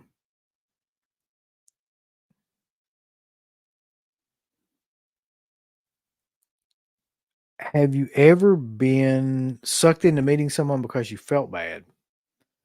I met Tuesday night at a show because I saw her see for like three. Oh, probably, but I just can't think of it like right now. I mean, in terms of like, I'm sure I've gone up to people like, especially people that I have an interest in, but like maybe like not so many other people do because like I see that there's not a lot of people going up there. But one doesn't come to mind right off the top of my head. I mean, honest to God, most of the people that I have an interest in, there's not a lot of people I have interest in anyway. In terms of like they've been in like, you know, bit parts in movies.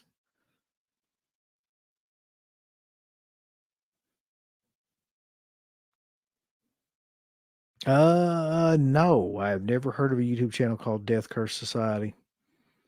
Is that going to put a curse on me because I said Death Curse Society? That might have been the plan all along.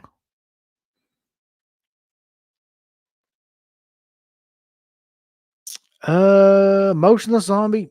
Um, Shit. Tickets I think are 25. between 20 and 25. And of course, you can buy like weekend passes, you can buy VIP passes that are more. I think for like a Saturday, it's between 20 and 25. Um, I would know this more because last year we paid to get in, but this year we got the media pass.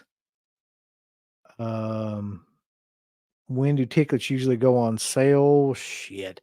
Somebody from in here that knows this probably answer this question better than me because I don't know.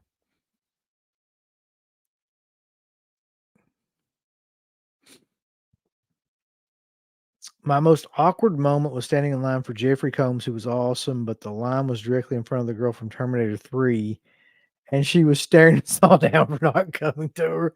I met Jeffrey Combs too in like 2004, 2005, somewhere around that time period, and he was super cool. Yeah. Um, the chick from Terminator 3, Christiana something, Loken, maybe. Yeah, you don't want to mess with her. Like, I mean, what? She did that movie. That movie wasn't a big success. I mean, it was probably made a lot of money, but it wasn't widely considered a great Terminator movie or anything. Like, what do you expect, really? It definitely doesn't have a cult following, I don't think.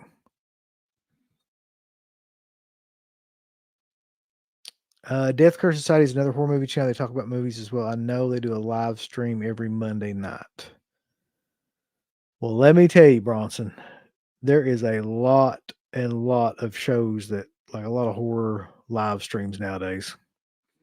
But there is one that is the longest running, most innovative, and most impactful of all of those shows, and that is the one that you're currently watching, sir. Real Fright says tickets go on sale pretty far in advance. Paid like $83 for a weekend pass. Show is usually in October.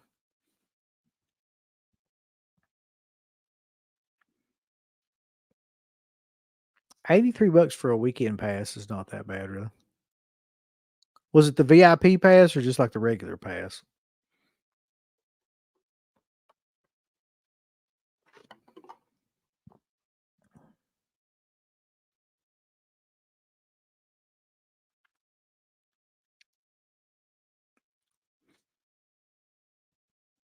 Word.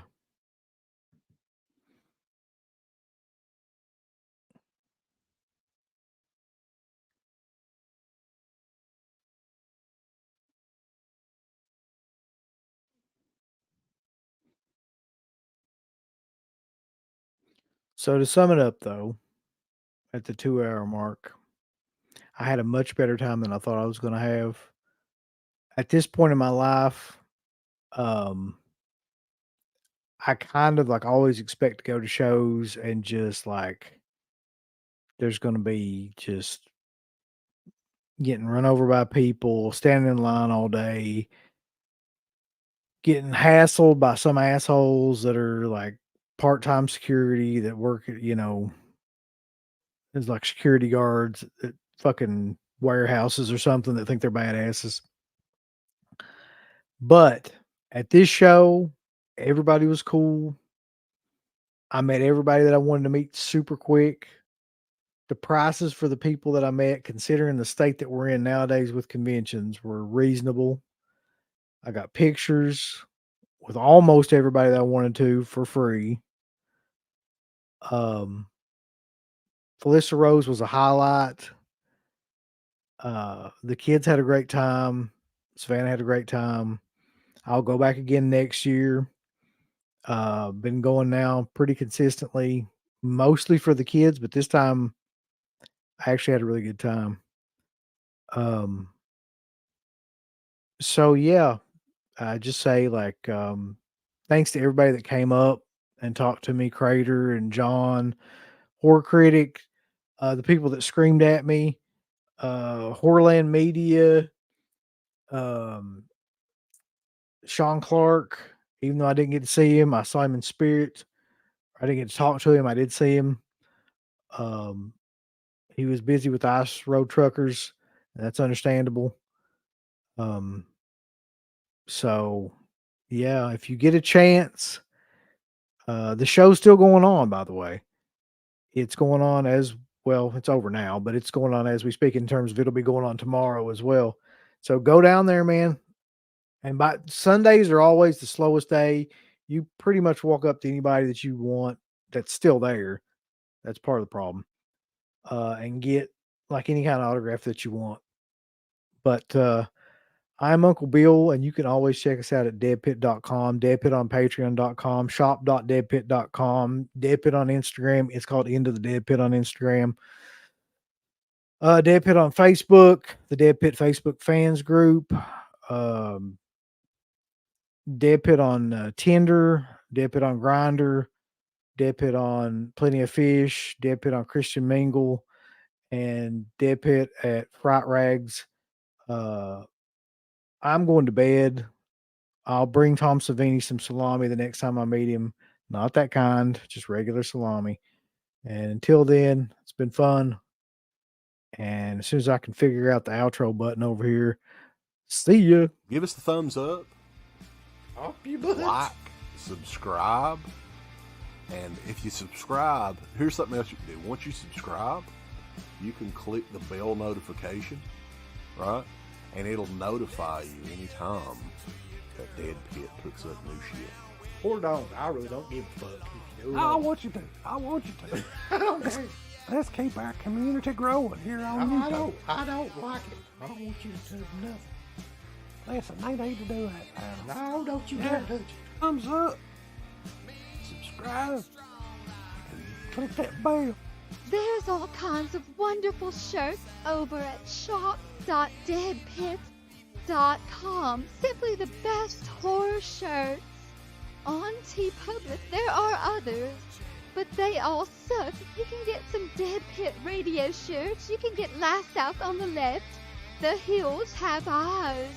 Texas Chainsaw. Oh, wait, you can't say Texas Chainsaw. All kinds of shirts, folks.